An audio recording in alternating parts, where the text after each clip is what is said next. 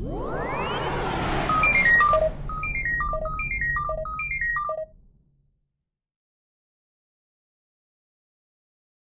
everybody, it's MicheleMarieDalene. Today we're going to talk about technology.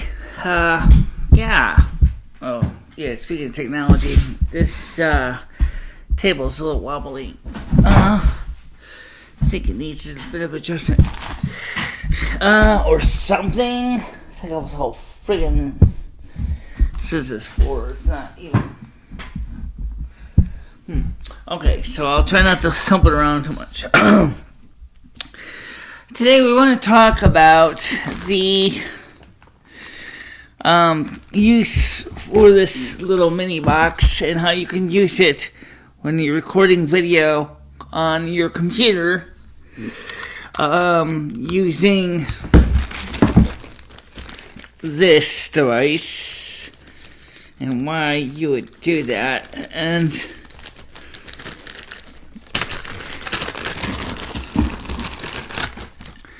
the reason that you do that, even though this does input PAL directly, is NTSC has a different time code than PAL.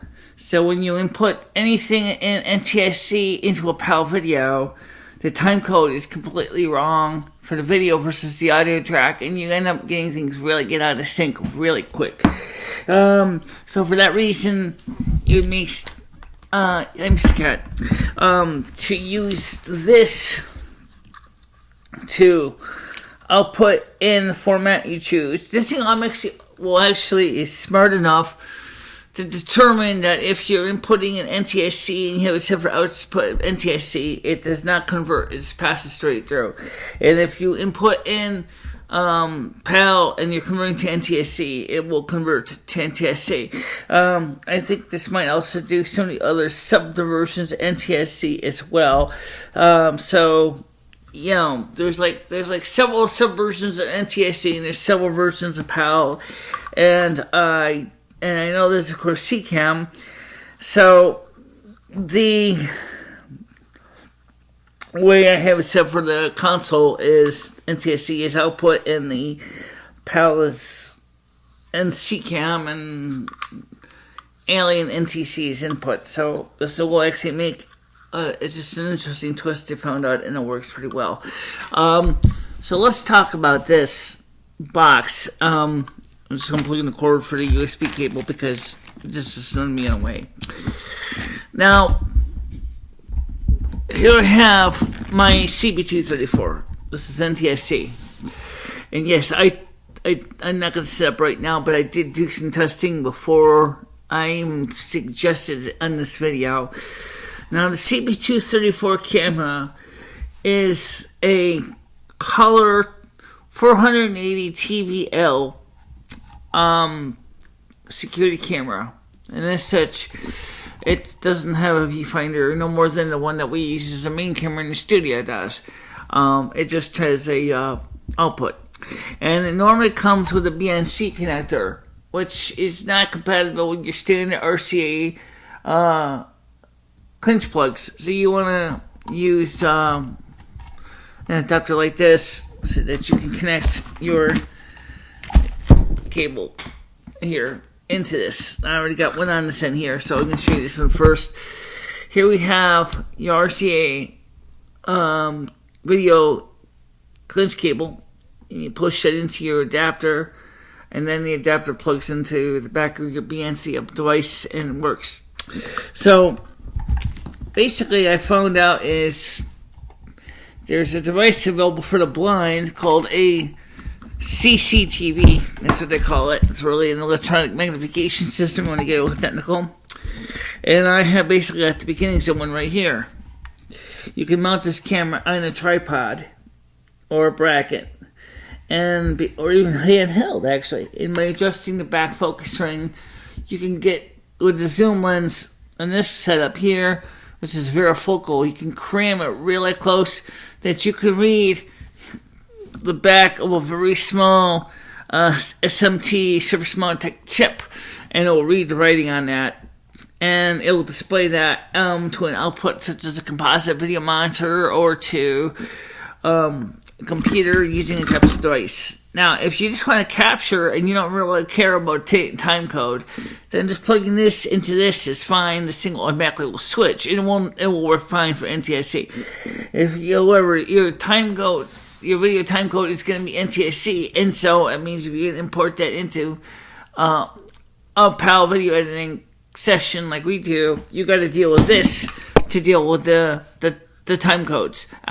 I know that sounds stupid, but it's kind of the way it works. It's not really an expensive device. I mentioned this before. It's like about $18 US, and it's pretty good. It works pretty good. You can plug it into using the standard cable here, any output stage, or a gender bender. In this case, would be a male-to-male gender bender RCA plug cable. For most people, just recording the video is all you need to do, so that's relatively straightforward. You just take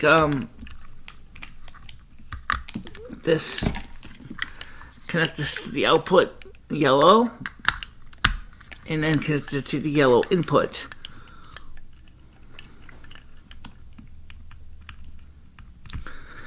And you just plug this into the USB port of your computer. I did try plugging it into a hub. It did not like it. It was too much latency with the hub. That doesn't mean it couldn't work with certain applications and certain hubs, but really, it needs, because video speed, it needs to be able to access at least on the Mac anyway, under OS 10.6.8 under Snow Leopard, it definitely did not like being plugged into a hub. But so you plug it right into the back of the computer. It has a plug right here on it, and then QuickTime will automatically work it. You don't even need to download any adapters. I mentioned that before.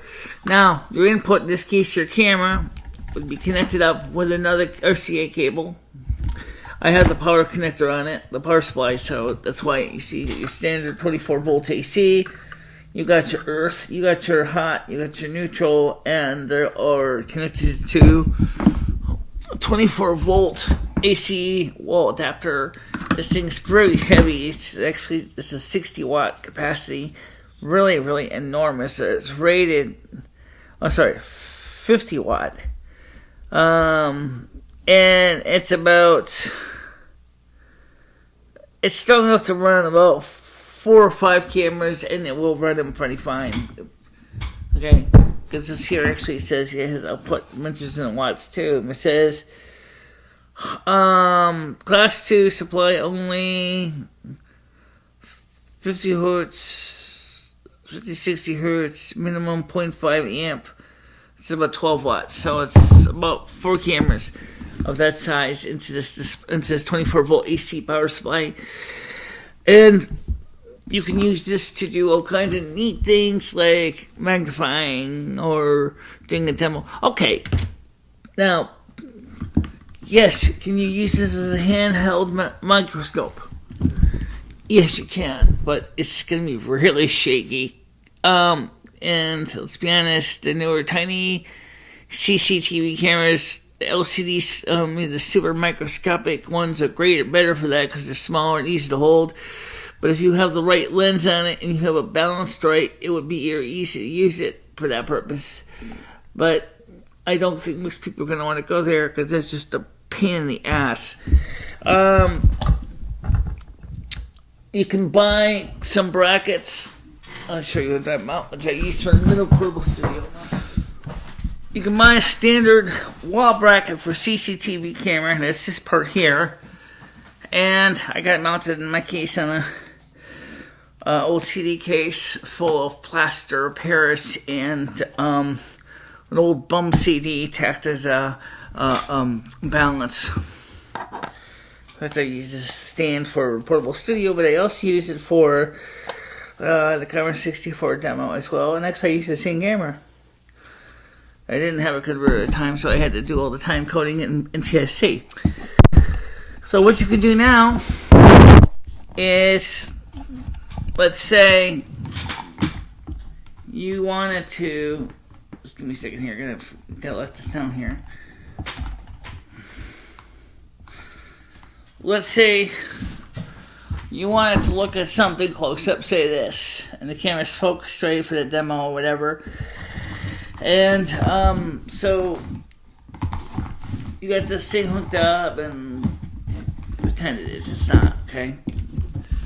And you're looking at it on a monitor and a computer display, and on a computer you can read this.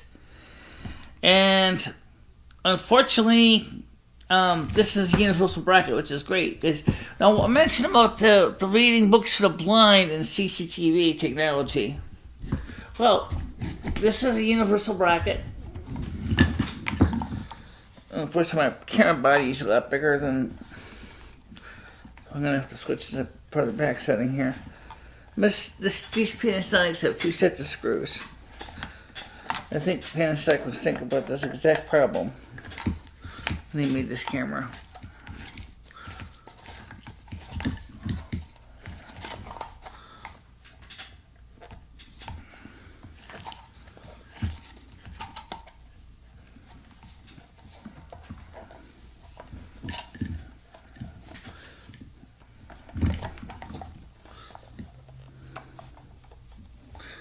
Okay, so this is a security camera. Oh, yeah, I see a problem. Your little connector cable here for your BNC adapter sticks out too far. See, so this is the wall, and this is the BNC adapter sticks out right here. And if you were to stick a BNC RCA cable on the top,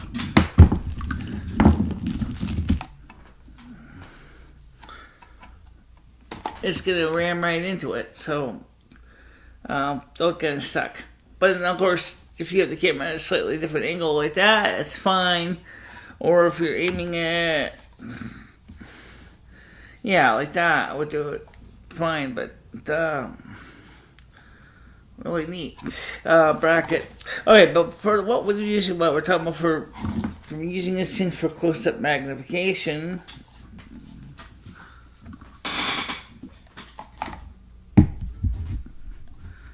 Go. It says, but if you have this thing mounted on a moving platform or on a wall structure like this, and you had to aim down that, and you know exactly where the sweet spot is for focus on your camera, which I think mine is about, depending on the lens, is about 1 inch or something like that. It's not really much. Alright. You can actually aim it right down here, so you can amplify everything, including your finger points and things like that. It's a great technology idea, but because, as I said, it's only a 480 TVL camera, it's not going to give you picture quality that's going to be like really super exciting, but it will work for you, so you can do things like that. I'm going to set up a demo soon. I got to figure this out. Okay, but what I'll talk to you too about the studio in general. I don't like this tablecloth. I'm sorry, Dory. I really don't. Because here's why. This thing is wrinkling up. The table is got other problems right now. It's shaking. And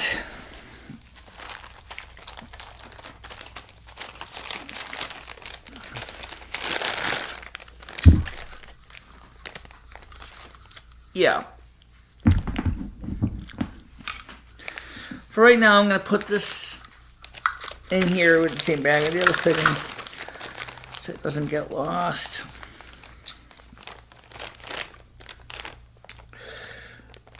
Now, when I get my Raspberry Pi, one of the things I might do is also add the ability to do a video demo as well as close-up magnification demos, because this does work with Linux, and I'm just going to put these 2 items in the same package. Okay. Well, let's put the cord in there too. I didn't think of that. Good idea. Okay.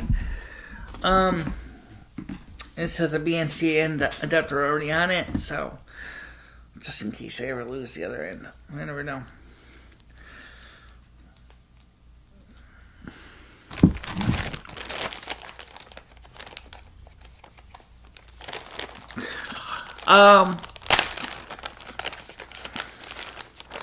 Since this is a security camera, I can use it for that purpose too.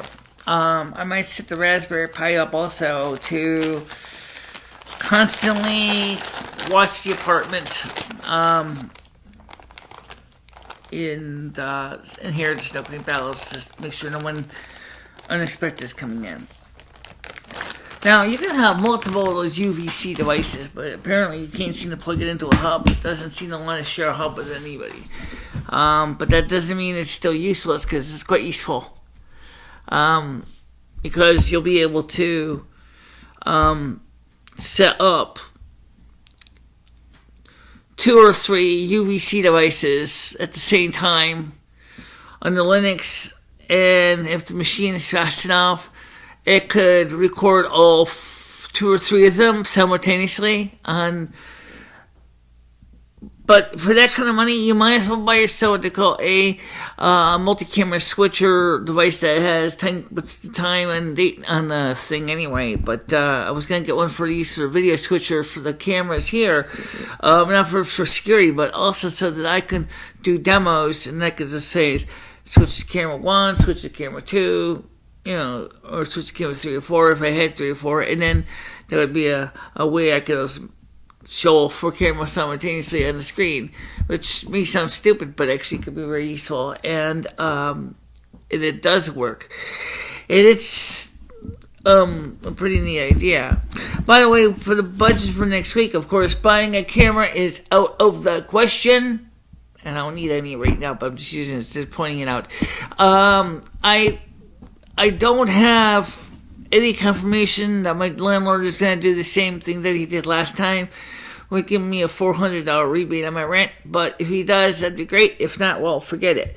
I hope he does, because then I can keep JCPenney off my back and send them the $350, $400 JCPenney and still have money left over for, very minimalist if I give JCPenney $400, but it's better than nothing. At least I won't have JCPenney's collections people calling me up and all the time going, "Hey, you forgot to make a payment." I didn't forget, I didn't have the money. "Oh, well, you still owe us. Now you owe us for 3 months because you're 1 month behind." Why did they do that to you? They charge you a whole 1 month's of service late fee. That's ridiculous. If you're late on a payment, you probably got a really good doggone reason, I was like, why are you doing that? So anyway, that's something that I'm working on for a few projects. Oh yes, I do have the headphones hooked up. I make sure I don't want to bump around too much here. And yes, they work fine. So it's great because I can hear the sound like I did before. I don't have the mixer right here, but that's because I didn't really want it to have a million cables hanging all over here. Besides, Mr. Fuzzball likes to lay there, and it's just easier not to. So I got a couple projects I'm working on. We did a green screen yesterday at the end of our debut video, and I didn't come out perfect. I had kind of forgotten how to do green screen for a while, so I was kind of getting a little bit frustrated. I did manage to get it working. Right now you see that we don't have any green screen on the back wall, or if you see a picture in the back wall, then I put a green screen in, but I'm probably not going to do it today, but you never know. I still am willing to listen to any suggestions, for video ideas, and I know that you guys are very creative, and if it's an idea that's not going to be lethally dangerous, life-threatening, or just too expensive to do, I will give it a consideration. Like as I said, I really do like showing devices when they work, and perhaps, like I said, with this camera and these capture card accessories, I'm going to show you that in a demo in a couple of days probably, just so you can see how you can use that. Even if you're doing a monologue, a demonstration talk, you can still record. Let's talk about that real quick. If you're going to use multiple cameras, definitely timecode is important to keep in track. Make sure that the two cameras are in the same time code. It makes it a hell of a lot easier than you have cameras in completely time basis. Back in the motion picture days, we used to use what we called a clapper, a big loud sound, a clapboard.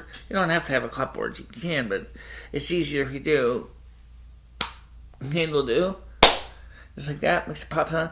So, when it pops right there, that's your fingers. When you hear that click, and if you have CS camera hooked up to a device hooked up to an audio input, and the same input is on the mixer, then when you hear the two soundtracks simultaneously recorded, then you know at least the sound is in sync, and as long as the computer is doing a good job capturing, your video is going to be in sync too. So that means that you'll have a great performance, and that's what you want.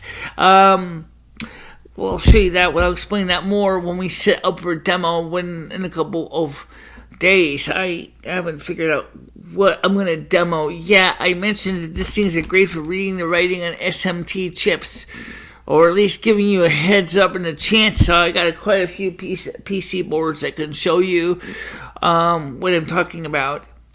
And next month we do indeed plan to get the Raspberry Pi board, but we're going to be setting it up for, because of cost, we're going to be setting up for composite video. That's the yellow lead here, instead of a HDMI monitor. I don't have one, so HDMI ain't going to be used for that. I can use the HDMI to VGA adapter. I have my eyes on a couple. They're not that much more expensive than a standard lead, composite lead, but I personally really think at least the standard composite lead will be easy for me to plug in to my computer for demo purposes, because I don't have to go through all layers of conversion and stuff like that. So that's what we're going to look into for the future. Well, for right now, I want to thank you for watching these videos. I know that some of the videos don't always excite you, and if you think of all the work that goes on behind the scenes, you'll realize it's not just a matter of being a labor of love. It's also a matter of trying to improve on one's performance, to improve on one's excellence in the technical fields. And so, yeah, like I said, you can start YouTube videos with cameras like this and stuff, and that's how I started. I was using my iPhone, then I upgraded to this, and you can get an inexpensive capture devices like this. Now, let me just point one thing out real quick. If you do that using this camera, the CP234 is not the greatest, sharpest picture in the world, like I mentioned once before. But if you got a good deal on one, or someone gives you one for free, it's the best power for you. If you are shooting everything in one format, such as NTSC, and you're not converting to using another format, in other words, it's the same format the camera is, then one of these little UVC dongles will get you on TV, or get you on YouTube. It's only 10 megabits per second data rate versus the 57 megabits per second that is the raw data rate coming in for this camera here, through the Formac FS10, which is a much more expensive converter box.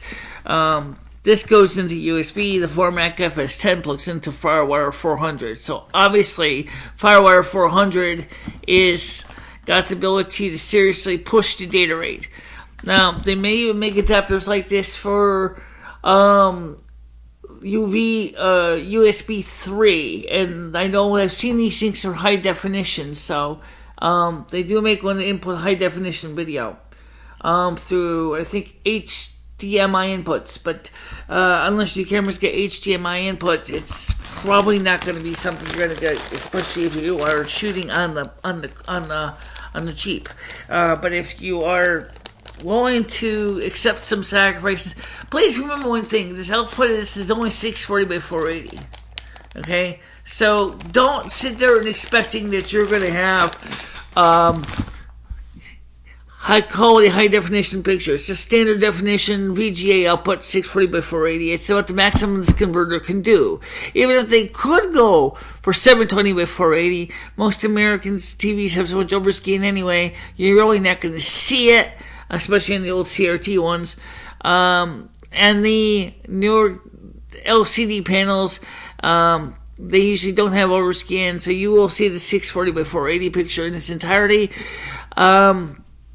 But don't forget, once you upload a video to YouTube, YouTube is going to recompress it and change it again. So there's no reason to go crazy and spend money and buying like a 1080p camera setup, and all the high quality gear. If YouTube is going to basically compress it and change the format and make it look worse, there's no reason why you can't save yourself the upload time and the aggravation and just get the gear that you can afford. Now, if you've got a fancy camera that does 1080p and you really want to use it for that purpose, yes, you can. I don't stop you, okay? But just be aware it's going to take longer to upload the video than it would be if it was recorded in standard definition. But I watch my videos in both my iPhone and on my CRT 27-inch console. I also tend to watch videos, of course, the finished videos before I upload them to YouTube on editing workstation, and which is the Power Mac G5,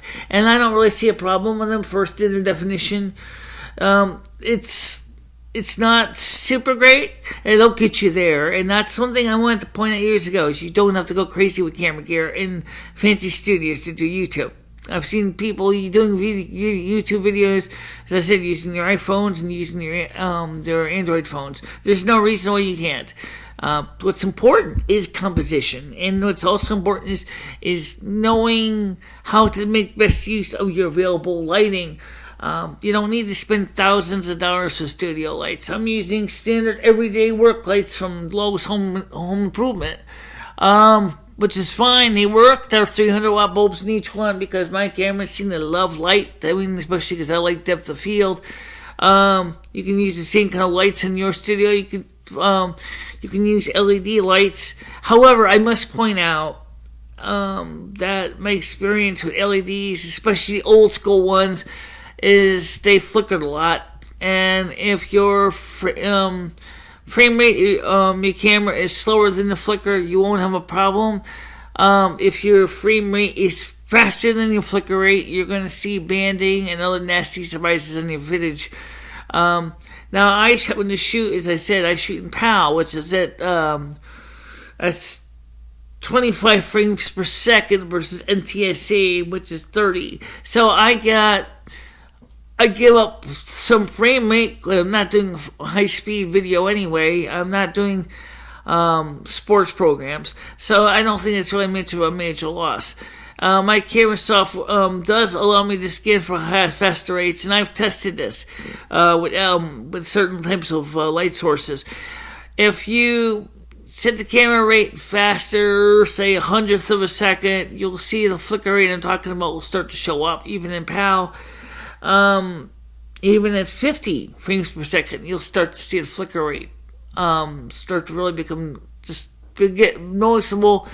And if you go faster, of course, you need more light. And, of course, the more light you need, it means the lens has to be open. And, of course, it's just a difficult situation. So I leave the shutter speed locked at 25 frames per second. And then I just, which means I basically do the equivalent to set my camera for shutter priority. And then I just change my light input by adjusting the aperture ring to the appropriate t-stop to get the right amount of light that I need to get a good picture. And that's why, again, I mentioned these test cards a lot. And finally, I did go back to the board here. This is a godsend. I keep saying that because I'm not kidding you. They're not that expensive. I'd buy one of these. I got two in the package originally, and it's still getting kind of battered. This here, in the top and bottom, will allow you to adjust your brightness and contrast so you can get the full 16 units of grayscale. Look at 16. 1, 2, 3, 4, 5, 6, 7, 8, 9, 10, 11, 12. 12 units of grayscale. Sorry. And then, of course, you got your squares, so your red, green, and blue. You got your supposed to be flesh tones. You got your eye in the sky, your test pattern, which if you had the thing I'm telling you, if you find the perfectly of your camera, you could actually measure your resolution of your camera. But I use this thing. I use these circles on the top to focus my camera. But unfortunately, because of distortion of the way picture is recorded at a great distance, because the IR cut filter on the camera, it's kind of doesn't really make my circles really round. It kind of makes them a little bit off, and they look kind of distorted, and that's just because of the nature of the beast. But this is only a 700 TVL camera. But still, this came in a box with this and another test card and a small little card. This is the original piece of paper. It was right here. Screw that back in there. Yeah.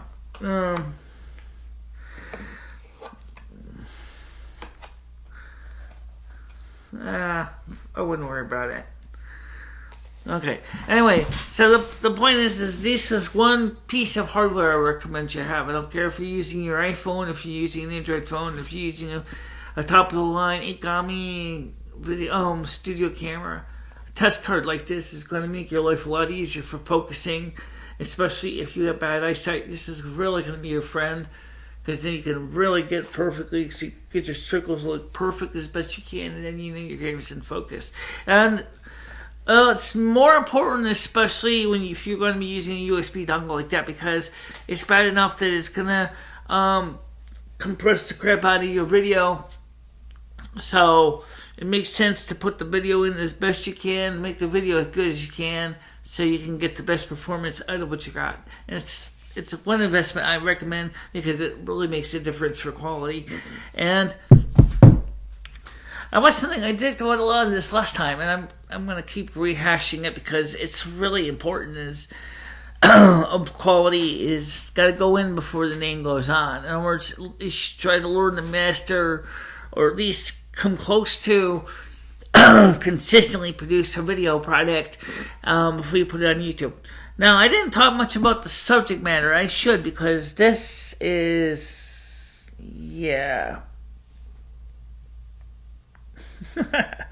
Michelle's playing around with paper. I see what you're saying about this. This isn't worth going back on. Yeah. Anyway. So all these techniques, all these skills that I do, a lot of them came into being because I was practicing as a kid with cameras, both film, and I didn't have a digital camera, a video camera. I just had film cameras back then, and I was doing film photography, still photography, and motion picture photography. And it's very hard when you're doing film, on top of motion pictures especially. It's the fact is that when you're going through, say, 100-foot 16mm film, and you're going through a two and a half minutes at 24 frames per second, to really stress how important it is to get your composition right the first time before you turn the camera on. You got to get the lighting right, practice everything. You got to know your lines. If it's a story, if it's a skit, you got to know your lines perfectly. There's no really room for retakes.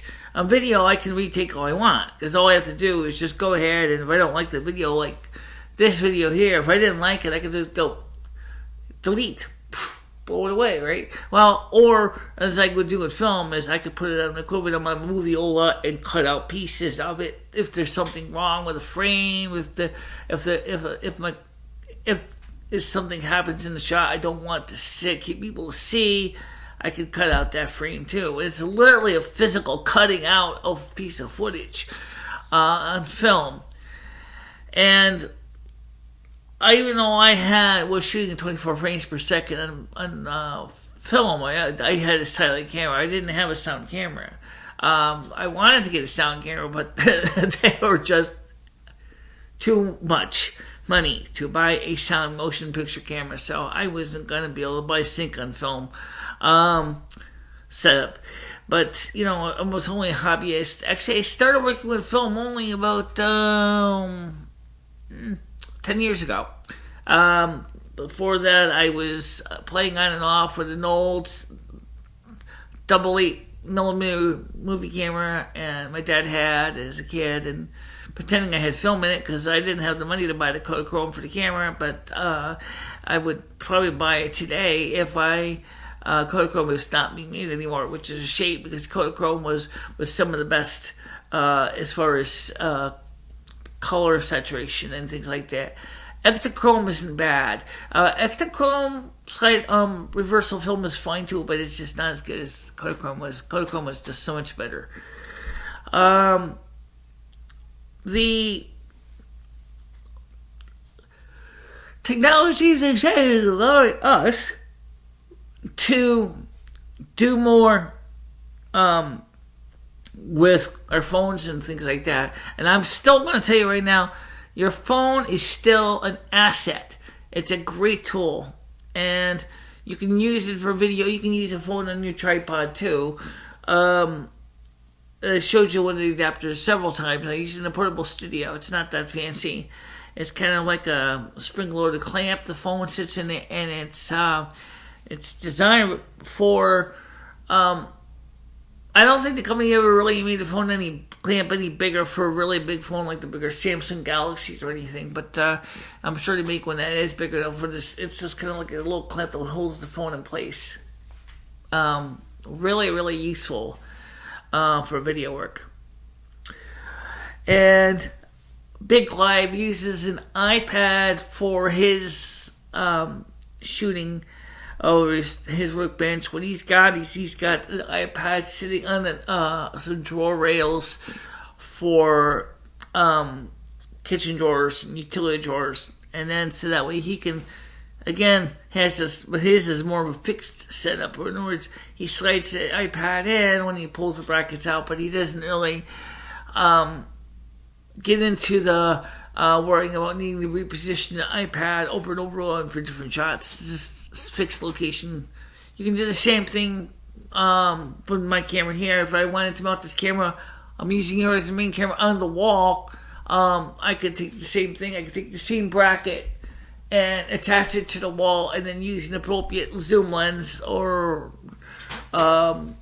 very tight lens to get close up to my subject. But I like having the tripod because it lets me be a little more flexible with camera positions. I don't have to be worrying about locking it into the same place over and over again. So it's always have the option for a little bit of a twist and turn. Now, as far as the shot on the wall here, the green screen is always my kind of try to get into the shot so that I'm always in the center of the green screen. At least that's the objective. It doesn't always work out that way. Sometimes it does. And let's put some pictures on the wall, shall we? Boom. Let's go. You'll notice now that my picture changed a little bit because as we put the picture in, it seems to add a little bit of distortion to the main video. I don't know why it does that. Of course, I'm wearing a lot of white. That doesn't help either. So when you add a lot of white and stuff, my hair's white. I could change that. I could take the sweater off. I mean, I'm gonna pull dressed on underneath, so I'm not gonna be naked on camera. That's certainly an idea. I could do that, and I probably would blend in less with the wall. And also, of course, what a nice thing on the multimedia background is I could do movies on the back of the wall. Okay? But I'm not going to go through all the detail chroma key demos. I've showed you a couple of those before using static images, but yes, you can do motion picture ones as well. But I really never saw the reason to do motion picture chroma key. But, oh well, you want to do it, you can, it's no problem. And we'll notice too that when I put the chroma key in, this here has turned into kind of almost like a Cheshire cat, with kind of invisible, the green square here and the green shading here, because it's since it's the green. That's another reason I don't always use chroma key. That's the reason. If it's gonna do that in the background, you can't wear green. You got a guest on TV with green eyes. She potentially could become Well, there is ways to fine tune the green screen so you only focus on a certain range of green, but I don't use that as much. But oh well. Alright guys, look, it's enough for now, but again, like I said, got suggestions, let's have them, okay? I'm open to it. Well, of course, if you would like to make a donation to help us defray the operating expenses and make our videos better, could use that too, alright? And for now, I thank you very much for watching this video, and I hope you get some ideas, and I'll try it occasionally. If you have any questions, I'll definitely help answer them, especially if it has to do with video production on a shoestring budget and trying to make better video work. And yeah, this also probably got green in it as well, so this is probably going to turn green again too in the tablecloth. Did that last time, but then last time somebody set the tolerance so really high, so because I was just kind of in a hurry. But for now, I'll talk to you soon. Okay, bye, everybody.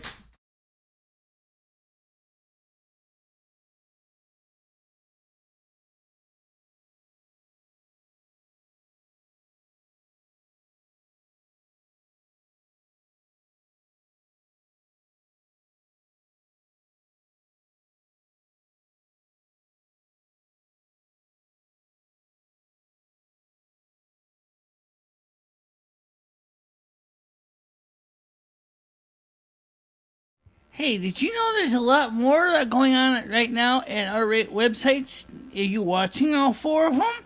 If not, check them out. There's a list right here. We got 3 YouTube channels and 1 audio-only channel for your enjoyment. So come on, dig in and see all the stuff we do here at the North American Snow Queen Palace.